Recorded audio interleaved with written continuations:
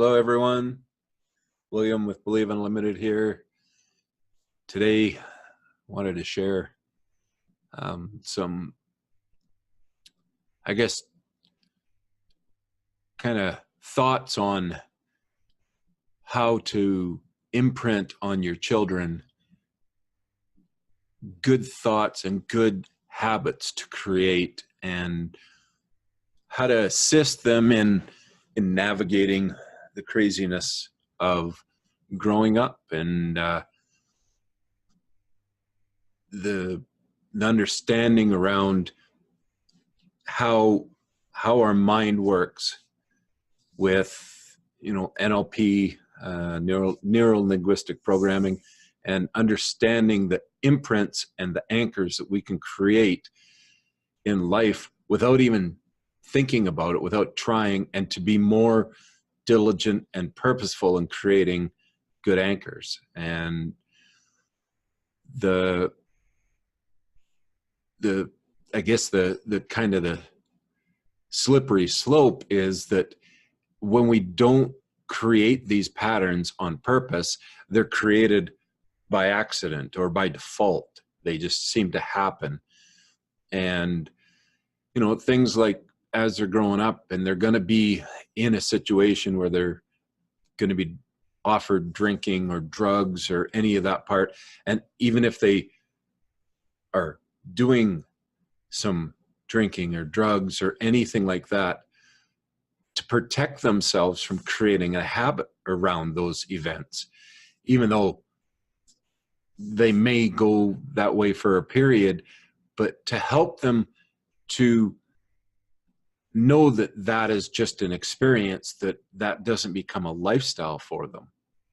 And one of the things that I believe that I've done for my children and attempted to, and obviously each of them take their own and create their own experience. What I did with them was to help them and explain to them that when they're having a really hard day in school and they're having a tough time and things are frustrating, and those are the times when we want to restrain and hold back from drugs or alcohol, or even any situation that is uncomfortable or doesn't feel good, to restrain from reaching for drugs or alcohol. Because what we do is subconsciously, if those are the times that we reach for those, we create a thought process in our mind subconsciously, very deep subconsciously, that even if we're not in a really bad place and we're actually having a really good day, and we meet some friends and we decide to go out and we have a few drinks, those habits that we created will trigger in our subconscious, oh, I know how to feel when I'm drinking. I know how to feel when we get high. I know how to do this because we've done it before, and it's happened over and over and over again. And if we're not careful on how we create these habits and these patterns, we can take an experience of being with great friends, having a great time in a great place, and all of a sudden we're feeling horrible inside, and we don't even know why. And it's because we've previously programmed our subconscious that when we are in that mindset, we drink or we use drugs. And we repeat the pattern. And then when we're feeling good and we want to let loose and have some entertainment with some friends, all of a sudden we trigger to this bad place. And then we medicate with the alcohol or whatever we choose. And now we perpetuate the cycle. And we didn't even know what we were doing when we did it. So what I've shared with my children and helped them to understand is that when you choose to use alcohol as an entertainment, make it from a place of feeling good and excited about life and where you are. And that's when you can partake a little bit. And recognizing that if we create a pattern of only drinking when we're happy, then we can create a pattern of wanting to drink so that we can get happy. And there's that dangerous slope as well. It's not the what you do, how you do it. It's just to be recognizing that we don't want to create patterns in how we do things and how we, when we reach for entertainment or drugs or of any kind, we want to make that event something we do, not a habit that we do. So to separate the, I always drink when I'm feeling bad, or I always drink when I'm feeling good. I don't feel good unless I'm drinking. We want to separate those patterns in our minds so that we can be free and be happy when we're not drinking, and choose to be happy when we want to be happy. And it's not the outside stimulation that creates the mood for us. And getting to the place where we recognize that anything we choose to do over and over again creates a pattern and a belief around it in our subconscious. So there is no right or wrong way to do any of it. There's absolutely no magic pill, if you get the pun, to be in a healthy situation, in a happy situation. And, you know, if we choose to have, you know, a few drinks, it doesn't create that pattern of when I'm feeling bad, I need to drink, or I'm only happy when I'm drinking. We want to separate those patterns so that we can have fun if we choose to, or we can choose to have fun without any of the stimulus, and to separate what we do from that. I would say there's no point in drinking or doing drugs. That's not the society that we live in. It'd be absurd to say, don't do it ever, ever, ever, ever.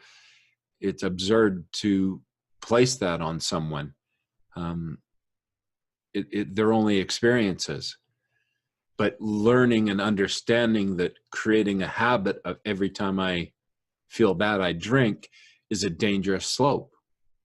Every time I'm only happy when I drink is a dangerous slope. So it's about mixing it up, being true to yourself, choosing happiness instead of seeking happiness through other means. So that's a very deep topic and could go on for much longer, but that's the genesis of it. And that applies to relationships, it applies to events, it applies to lifestyle, it applies to working. You know, I just gotta have a drink when I get home from work. Anything that we create a pattern of a habit can create the slippery slope that can get us in trouble. So if we're true to ourselves, we don't need the drugs, we don't need the alcohol, we don't need the relationship for a bump or a boost, but we can create the place of being that at any time we know that we can be happy and at peace with where we're at. That's the greatest habit to create. And of course, there's ways of creating that. To choose deliberately to create a habit of feeling good. You know, something, for example, if your job's hard, you can create a habit of every time you get in your car and you drive home, if you use the same path, focus on a sign or a landmark that every time you pass it, at that point, you purposely and deliberately create excited, happy thoughts about the most joyous times of your life.